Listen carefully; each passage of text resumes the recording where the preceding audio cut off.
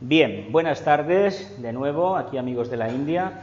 Hoy es jueves 15 de junio del 2017.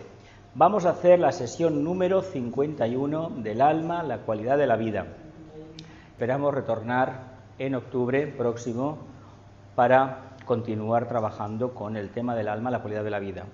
Hay que decir que a pesar de llevar 50 y tantas sesiones, no vamos ni por una tercera parte del libro El alma, la cualidad de la vida. No quiere decir que nos hayamos dormido en los laureles, sino que solamente el tema es muy profundo a mi entender, a nuestro entender, y no podemos profundizar más porque es un tema que entra a base de constancia, de perseverancia, de dedicarle cada semana una hora de estudio. Al principio hacíamos clases de hora y media, son muy largas, son muy densas, es preferible hacerlas más cortas, de 50 minutos, y entre que repasamos la última diapositiva y analizamos algunos de los 40 y tantos nombres del alma, pues prácticamente nos da tiempo para hacer 2 o 3 diapositivas como mucho por sesión.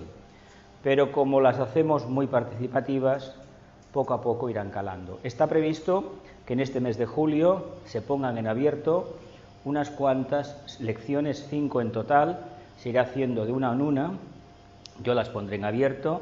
Los enlaces se los enviaré a la persona encargada del Facebook y me imagino que se publicarán en agosto para que podáis verlo. Hay 18 sesiones puestas, cada una se compone de 2 o 3 vídeos y las próximas vendrán algunas de 3 y desde que tomamos la decisión de hacerlos una hora son dos vídeos nada más. Porque entendemos que un vídeo de 60 minutos no se aguanta, pero 2 de 30 se aguantan mejor. Hay que limitarse a 55 minutos, 60, 65, 70 como máximo una clase, porque hay que pensar en la persona que lo va a ver. Eso es muy importante. Bien, vamos a ver, la unidad expectante, va. ¿Qué os sugiere el término unidad expectante relativo o calificando al alma? Unidad expectante, expectante a las energías de la mónada, expectante a las fuerzas de la personalidad, expectante al momento crítico de expansión de conciencia, expectante al momento de la cuarta iniciación. ¿Puede ser así o no puede ser así? ¿Sí? El observador, el espectador, el contemplador, el punto de desarrollo, el principio crístico, el morador interno, el morador divino, el maestro del corazón, la realidad interna. Cualquiera de estos nombres y muchos más, en el fondo, nos están hablando de un arquetipo de realización. Por lo tanto, integrémoslo y veremos cómo esos nombres nos empiezan a resonar en la conciencia. Y así no diremos, no, es que alma significa esto y no significa lo otro. Porque la palabra es amplia, el concepto es muy amplio, pero nosotros debemos tener la oportunidad de entrar dentro y averiguar qué es. Y luego le podremos llamar como queramos. ¿Sigo? Aquí quedamos la semana pasada. Decíamos, en el momento de recibir la cuarta iniciación, la actividad de este triángulo es tan grande que se parece a una rueda girando rápidamente. Era el triángulo de los 3 átomos permanentes. ¿Os acordáis la semana pasada? Que os puse la relación del reino vegetal con el arquetipo del loto egoico. Afortunadamente esa grabación ha quedado bien, no se ha desintegrado, esa quedó perfecta. Y os puse esta posibilidad del pajarito y os dije de la tercera a la cuarta, el pasar de la tercera iniciación a la cuarta, porque se supone que para vivenciar ese proceso, la tercera iniciación, la subida a la montaña, ya es una realidad de conciencia integrada. Se dice que en una encarnación te pueden dar la segunda y pasados unos años o al final de tu vida te pueden dar la tercera. Se dice que una iniciación te pueden dar a los 20 y tantos años o los 30 te pueden dar la tercera y a lo mejor a los 50 te pueden dar la cuarta. Y se dice que si te dan en una encarnación la cuarta, al cabo de cierto tiempo y según las circunstancias del ashram y de la jerarquía, te podrían dar la quinta. Esto lo dijo Vicente, que a veces de la cuarta a la quinta había poco tiempo. ¿Por qué? Pues porque el Arat estaba en condiciones de asumir un mayor grado de responsabilidad. Para entender esto tenemos que ir al libro Iniciación humana y solar, los primeros capítulos, donde el tibetano dice: la logia azul, constituida por iniciados de tercera, cuarta y quinta iniciación. La logia blanca, por iniciados de quinta iniciación y grandes ángeles. Dices, caramba, si los de quinta iniciación también están con la logia azul y están con la logia blanca, habría que entender que tal vez, los de quinta iniciación, cuando reciben la iniciación, tienen un periodo de aprendizaje, adaptación. ¿Lo dejamos así? ¿Lo dejamos así? A lo mejor hay que probar algo, ¿no? Maestro en pruebas, tal vez. Dime, Encarna. Dime, Encarna, dime. ¿Cómo sabes que has pasado una iniciación determinada? No me imagino que venga un maestro y te digo, tranquila, ya estás. No, a ver, esto es un proceso de integración muy grande. Es un proceso, ¿cómo se sabe que uno tiene la cuarta iniciación, o la tercera, o la segunda? Generalmente a un discípulo se le reconoce por su integridad, por su grandísimo sentido de responsabilidad. Ahora bien, eso no significa que tenga la iniciación, aunque pudiera ser que la tuviera, pero sí lo que indica, cuando existe sentido de responsabilidad, que detrás hay un alma, una conciencia que se está manifestando. Eso ya lo indica. Cuando a su alrededor uno genera un campo de silencio radiante que es capaz de impactar en las conciencias del grupo y sacarle no lo mejor, también lo peor, evidentemente, porque a medida que sacamos lo bueno, también saque el otro. Entonces podemos pensar que tal vez estamos delante de alguien que tiene un contacto directo con el alma y que tiene esa facultad de sacar la parte que no queremos ver, vaya. Eso significa que es una persona que está trabajando, una conciencia que trabaja para el propósito divino, para la voluntad al bien. Si además se unen a esas cualidades el que no se pone ninguna medalla, es una persona que socialmente se entiende que es una persona humilde, que no quiere reconocimientos, que las cosas las hace porque le brotan del corazón, podemos pensar que tenemos un discípulo que tal vez esté afectado y forme parte de un ashram de la jerarquía. ¿Que puede tener dotes de curación? Todo iniciado tiene poderes de curación, todos lo tienen. Porque la iniciación, la cuarta en concreto y la tercera, te ofrecen esa posibilidad de expansionar. De hecho, la curación es manifestar el alma, nada más. Lo que pasa es que la curación, no debemos olvidar una cosa, para que funcione debemos entender muy claro qué es lo que está mal. Y de hecho el karma como tal, es una cuestión monádica. Nosotros no podemos meternos ahí en ese tema. Podemos ayudar a una persona con la intención de sanarla y los ángeles coger esa energía y llevarla donde toca. ¿Por qué? Porque kármicamente no le corresponde a esa persona sanar, porque la sanación no es tanto la sanación física que tanto nos llama la atención. Por ejemplo, tienes un tumor, te pongo las manos y mira, ya desaparece el tumor. No, tienes un tumor, te pongo las manos o estoy delante de ti, tuyo, hago un silencio y lo que consigo es que tú aceptes que tienes un tumor. Entonces eso es un milagro, eso es una curación, evidentemente. Lo que pasa es que nuestra conciencia está abocada a lo concreto todavía, porque nuestra mente funciona de esta manera. Entonces eso podría indicar que estamos delante de alguien que tiene ciertas cualidades. Una de las cosas que distingue al iniciado es el silencio. No hablará nunca del grado de conciencia que tiene. ¿Por qué? Por una razón bien sencilla, creo que la entenderemos todos. Uno está tan ocupado en el trabajo que está haciendo que no hay tiempo ni ganas de saber si está en esta prueba o está en la otra. Internamente, si tiene una buena base esotérica, evidentemente sabe hacia dónde se encamina, sabe muy bien qué es lo que está trabajando y con qué propósito lo está trabajando. Pensemos que si lo que nos mueve es el tema de las emociones o cómo superar la parte emotiva y sobre todo trascender el miedo, la parte oscura, la iniciación que tenemos por delante es la segunda. La iniciación de las aguas, el famoso bautismo, que es muchísimo más complejo de lo que la gente se cree. De hecho, la humanidad en estos momentos se debate en esa prueba. Técnicas como, por ejemplo, la inteligencia emocional, la meditación, la aceptación, vivir en el presente, facilitan que uno se conozca y se acepte como es. porque el gran problema de los humanos es que nos gustaría ser almas puras, pero aquí tengo en esta personalidad la realidad auténtica de lo que soy. Y hemos de reconocer que aquello lo podemos manifestar a través de esta personalidad compleja en la medida en que simplifiquemos la personalidad. Y si ese trabajo lo hemos hecho, no es que técnicamente nos hayan dado una iniciación, pero equivale a una prueba iniciática. Porque para presentarte a la prueba, tú has superado en la vida diaria la prueba. A ver, uno cuando te llevan allá al altar aquel o aquella ceremonia que te hacen y aparece el hierofante y las energías y el cetro y los ángeles cantan, etcétera, etcétera, tal y como lo escriben los libros, uno ha demostrado en el día a día que es un iniciado, que esa prueba la tiene superada. Es como la tercera iniciación. Cuando uno sube a la montaña, en el sentido de que supera la limitación de la personalidad y puede vivir en arriba de todo, quiere decir que ha transmutado la parte inferior, ha bajado al infierno, que es el mundo emocional, ha liberado al ángel solar de las apetencias de la personalidad y, por lo tanto, como alma, es un alma valiente, que tiene la responsabilidad ya clara de acercarse al arquetipo de la mónada. El antakarana está construido y ahora se trata de quemar el antakarana. ¿Cómo?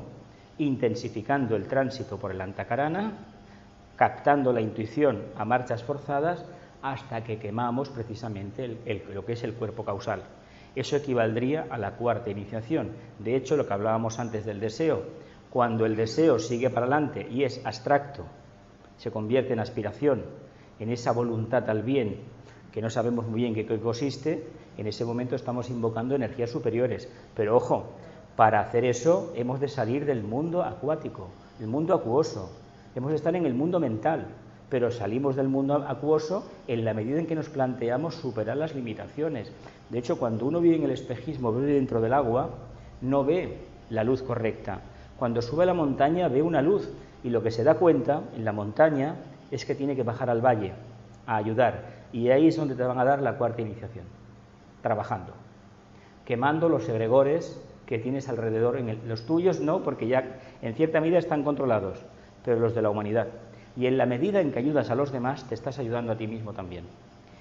Eso al final te lleva a la prueba de la cuarta iniciación. Por eso lo que nos decía él, que los pétalos van girando en un sentido, las tres hileras primeras, menos la última que lo hace en un sentido contrario.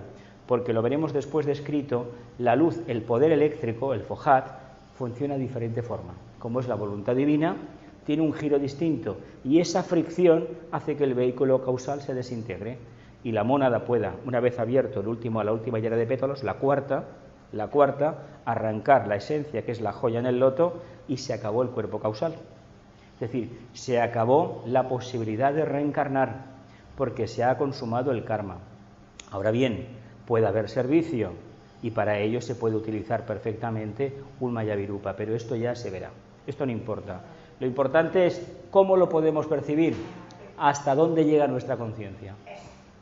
Hasta dónde llega la conciencia de cada uno. Alumbramos en nuestra casa, en el vecindario, en el mundo. Somos un foco de luz para la jerarquía. ¿Cómo sabemos que si somos un foco de luz o no para la jerarquía?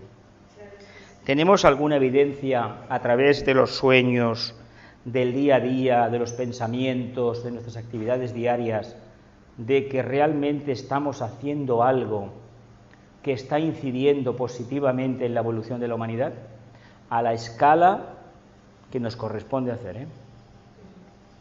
No se trata de salvar al mundo, quitémonos esa idea mesiánica de la cabeza.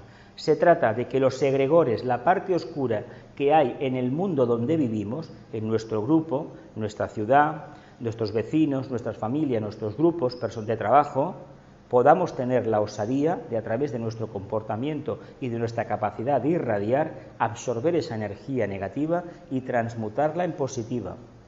No meterla en un saco y dejarla que se pudra, porque eso es peor. Eso no es trabajo de magos blancos. El mago blanco no se resiste al mal. Esto es una de las cosas que distinguen a aquel que está verdaderamente en la luz, que puede tener una iniciación, y aquel otro que se asusta y se va para su casa y se defiende. El mago blanco pone siempre la otra mejilla, siempre. ¿Por qué? Porque hay una ley oculta, que todo lo que sucede tiene una razón de ser. Por lo tanto, si yo no conozco la razón, yo no puedo ir en contra de la ley. El problema es mío, de falta de discernimiento. ¿Me explico? Si culpabilizamos todo lo que nos pasa a otro, nos estamos equivocando profundamente. Somos los únicos responsables. Nada más. Eso, cuando se mantiene con el tiempo, indica que ha habido una micro expansión de conciencia que nos ha iluminado un poco más. Cuando esas micro expansiones de conciencia perduran en el tiempo, en un momento determinado, según el recuerdo, según el grado de sutilidad de los vehículos internos, pues uno puede darse cuenta de que algo ha sucedido. De todas formas, esto es como un nacimiento. Hay un antes y hay un después.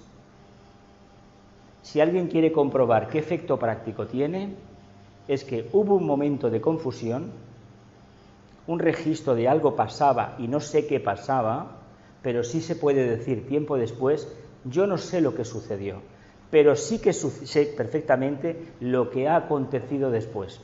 Aquella persona, aquella alma, ya no se manifiesta igual, se manifiesta de una manera mucho más intensa. Eso ha sido una expansión de conciencia o iniciación. Pero hay que decir que técnicamente le interesan al maestro, al ashram, a la jerarquía y al propio interesado y a los demás, pues hay que decirle que hay churros en la calle, que compren una churrería o se tomen un café porque no les interesa para nada. Hay un axioma oculto que dice lo siguiente: por sus frutos los conoceréis. Por lo tanto, en lugar de ir a preguntar y alcahuetear la vida de los demás, intentemos imitar lo positivo que tienen los demás, porque los demás todos tienen algo positivo. Negativo ya lo tenemos bastante nosotros, pero positivo tienen algo.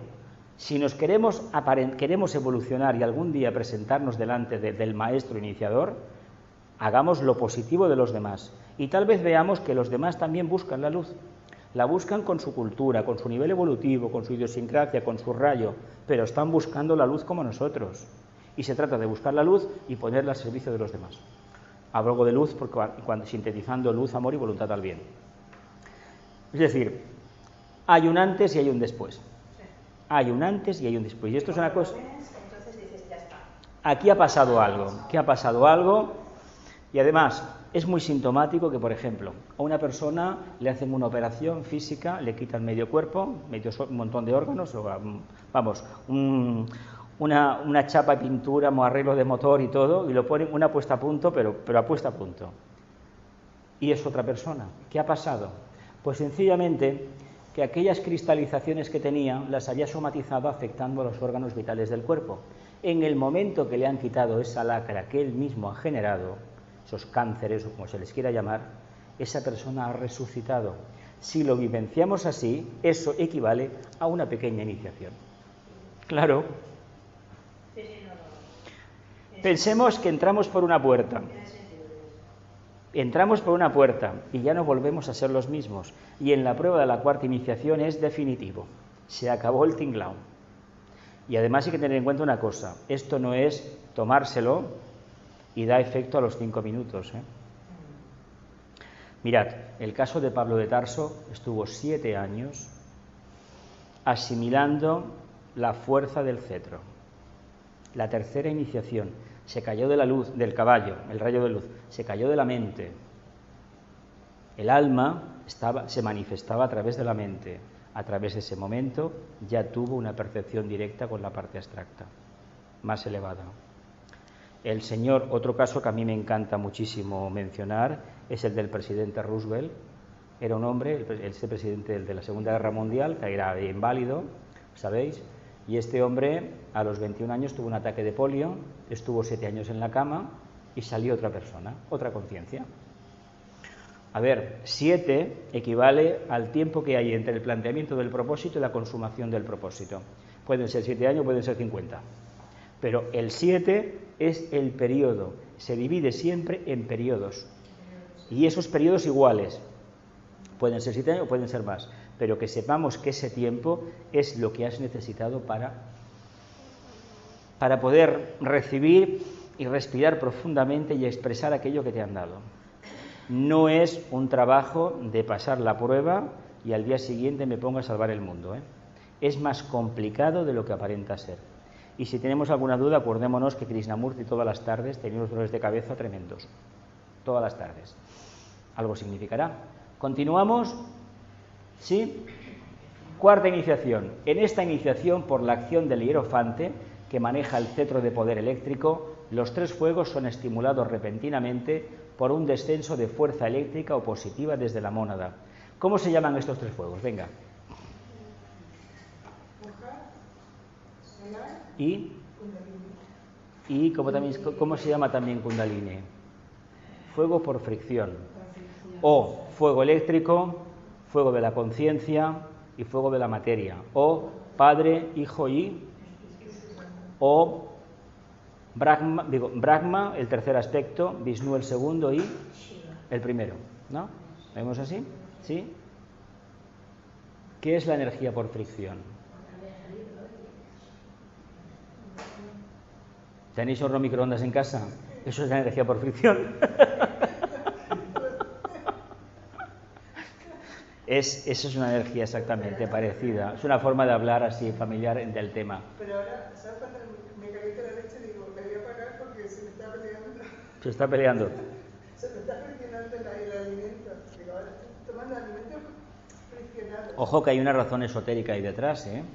Solamente se calienta lo que tiene moléculas de agua. Sí. Por lo tanto, lo que tiene moléculas de agua es lo que evoluciona.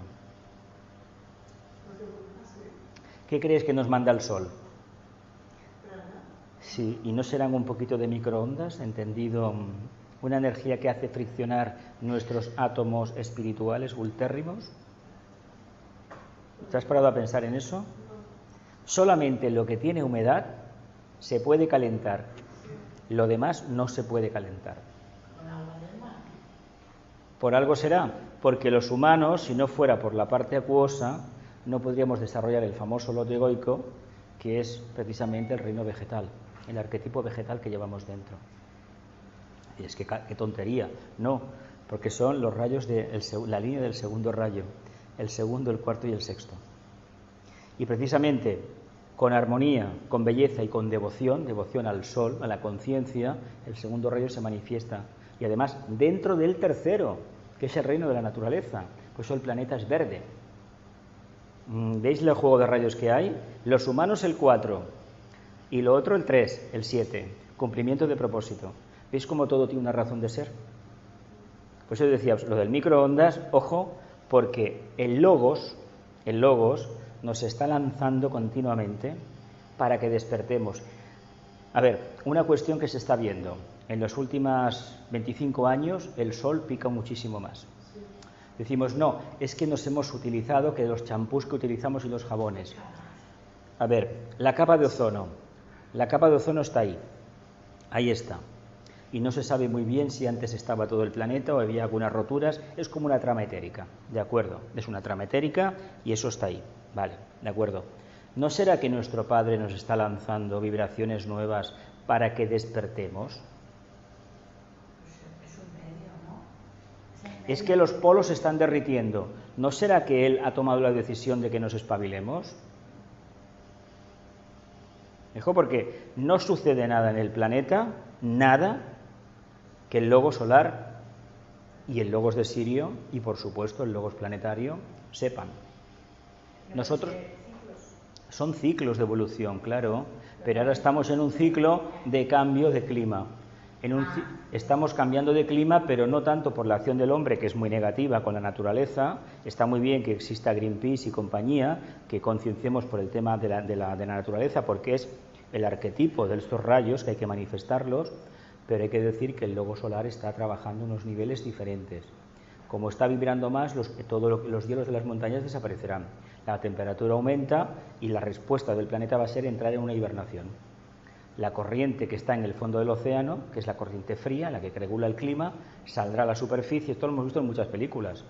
Y seguramente irá por ahí. ¿Que será en todo el planeta? Tal vez no, en una parte del planeta. Pero pensemos que unos cuantos años que los campos no produzcan, no vamos a ninguna parte. Pensemos en ello. Y eso ha pasado otras veces, ¿eh? Ha pasado otras veces. Cuando la historia te dice que hace 80.000 años, 60.000, donde hemos estado en el sur de Francia, cerca de ahí llegaron los hielos del Polo Norte, decimos, caramba, bueno, el Pedraforca, todo eso, todos los que había aquí en la península ibérica, los glaciares eran inmensos. ¿No? Imaginaos dónde estaba de nivel él, qué estaba haciendo. se estaba preparando en un silencio, pues en cualquier momento lo va a hacer. Curiosamente, los silencios son la antesala de las expansiones de conciencia. Aquel que se prepara o que cree que necesita un silencio para poner ciertas energías en orden, si no lo quiere verbalizar, en el fondo se está preparando para una gran expansión. Y ojo, porque se puede saber muy bien si antes de ese silencio, cómo era esa persona y cómo ha vuelto después de ese supuesto silencio que ha hecho, de ese retiro, etcétera, etcétera. Hay gente que ha cambiado para siempre. ¿Qué ha tenido? Pues posiblemente que encontró a alguien que le tiró de la lengua más de la cuenta y le reveló un secreto, o que realmente le han dado una iniciación. Porque, además, si tenemos un poco de visión interna, mirando a los ojos se nota quién ha pasado y quién no ha pasado la prueba. Yo os invito a que miréis a la gente a los ojos y vais a ver cierto contacto con el alma, por ejemplo. Eso indica ya bastante. En respuesta, su fulgor produce esa fusión que destruye toda la esfera, desintegra toda apariencia de forma y establece un momento de equilibrio suspenso en que los elementos son consumidos por el ardiente calor. O sea, que una vez que esos pétalos, los vimos la semana pasada, giraban las tres coronas externas, las primeras, giraban en un sentido y la que ocultaban la joya en el sentido contrario, estaban provocando una fricción, uno hacia la izquierda, otro hacia la derecha, ¿no? Y que voluntad de la mónada, porque el fuego eléctrico, incidía en la parte karmática, que son las tres primeras hileras, y estaban a punto de desintegrarlas. Precisamente esa voluntad de evolucionar hace que eso gire, hasta que un momento que se desintegra, ¿verdad que sí? ¿Qué le puede pasar a un motor, una turbina? Si aceleramos continuamente, se desintegrará, ¿verdad que sí? Se desintegra. De hecho, los molinos de viento tienen un freno, un resorte, porque si viene una bocanada de aire y empiezan a girar, la propia energía que generan los arrancaría del suelo. ¿Lo sabéis esto, no? Tienen que tener un limitador, porque si no aquello arrancaría el vuelo y adiós molino. Claro, cuando una cosa se embala, ¿qué le pasa en la Tierra? Si a un tren no tuviera unos motores, una máquina que lo frena, en una bajada puede ser una bomba, una auténtica bomba destructiva. No hay manera de pararlo. Claro, la propia energía lo tira para adelante. Y eso hay que tenerlo muy en cuenta. Estamos en un planeta que tiene unas energías muy cualificadas. Y nosotros también las tenemos. Por lo tanto, a nivel arquetípico, procede de ahí, es el espíritu el que decide, se acabó este ciclo. ¿Por qué? Porque ya he trabajado lo que tenía que trabajar aquí. Me llevo la experiencia, soy una chispa divina, soy uno con el logos. Por lo tanto, como soy uno con el logos, yo me llevo la experiencia desde el momento en que me metí en el reino mineral, en el vegetal, en el animal y en el humano. Y llevo la experiencia. Esa es la diferencia entre el que ha hecho el trabajo y el que no lo ha hecho. La experiencia, pero nada más, porque todo lo demás se destruye. Se destruyen los átomos permanentes, pero lo que oculta el loto, que es la joya, no le pertenece, es de la mónada. La mónada se lo lleva, eso es suyo. Y es lo que vimos la semana pasada, que a partir de ese momento se junta el aspecto búdico con el átmico, que lo veremos seguramente ahora también. Dime. La experiencia solo vale cuando hay aceptación, si no, no sirve de nada. ¿Aceptación qué significa para ti? Que la has vivido en armonía. Que lo has integrado, que has aprendido algo, que has sacado una conclusión, que se ha convertido en una experiencia, en una realidad de conciencia, perdón, que ha habido un resultado, vaya. Sí.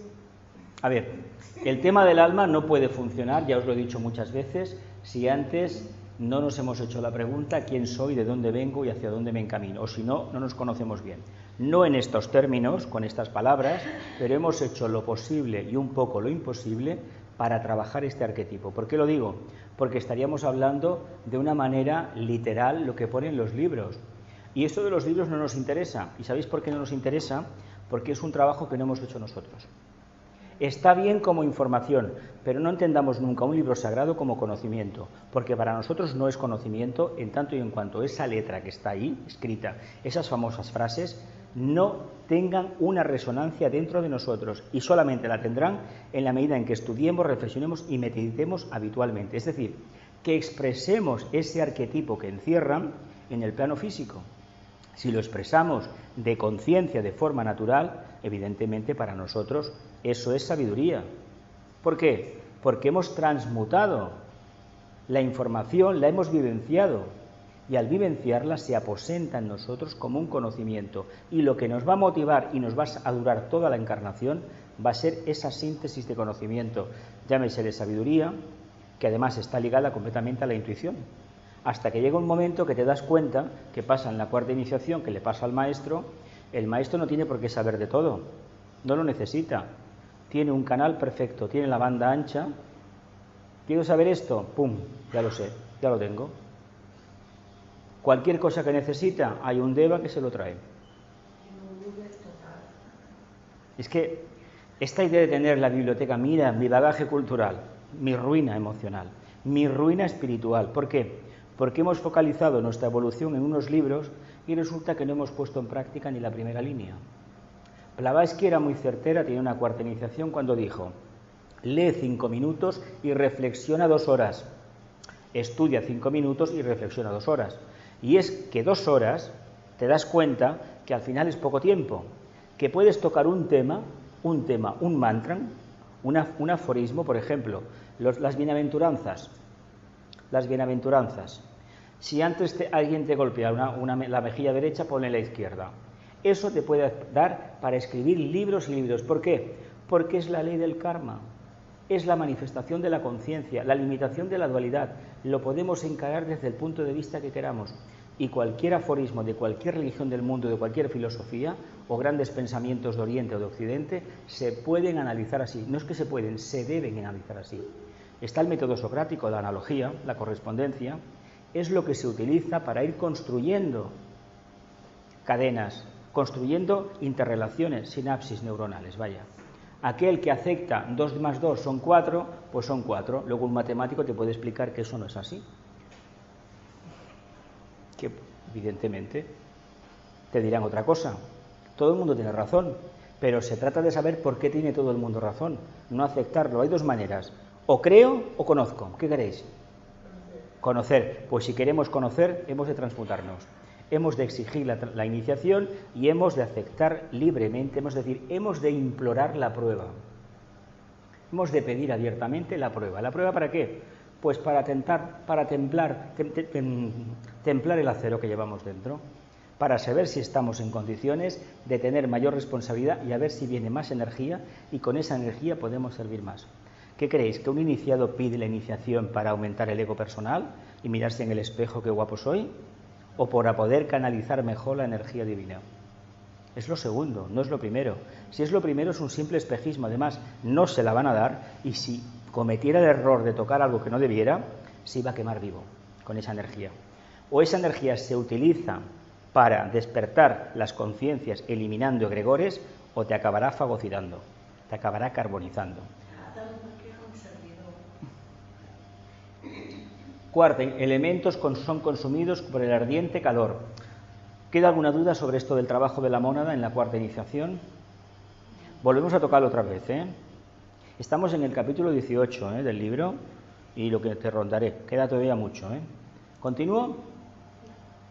Entonces se conoce el momento de radiación más intensa. Luego, por la pronunciación de cierta palabra de poder, los grandes ángeles solares absorben en sí mismos el fuego solar, produciendo así la desintegración final de la forma, y por ende la vida se separa de la misma. El fuego de la materia retorna al depósito general y ya no existen los átomos permanentes ni el cuerpo causal. ¿A qué os gustaría afirmar para llegar a esto? ¿Verdad que sí? Pues mirad, en la calle está la solución. En la calle está la solución. Ese arquetipo de conciencia que uno tiene delante de un libro tan maravilloso, hay que manifestarlo en cualquier sitio donde uno va. Si eso se manifiesta en el tiempo, ya nos hemos ganado uno de los puntos de los cupones para ir a la iniciación. Pues no hay que reaccionar, hay que estar en... De todas formas, hay que hacer una cosa, no lo entendamos en el sentido que se entiende ahora de aceptación negativa. Las cosas no son así, Un discípulo no puede permitir que se le falte el respeto ni nada. Él ya se encargará muy bien de no faltar a nadie. Pero que nos chillen y nos vituperen, no. Las cosas se tienen que decir de forma correcta. De esa forma ayudamos a evolucionar a los demás. Hay gente que actúa por mimetismo, de forma negativa, porque lo ha visto en otros, pero no es la manera de actuar. Ya sé que en estos tiempos no se estila esto.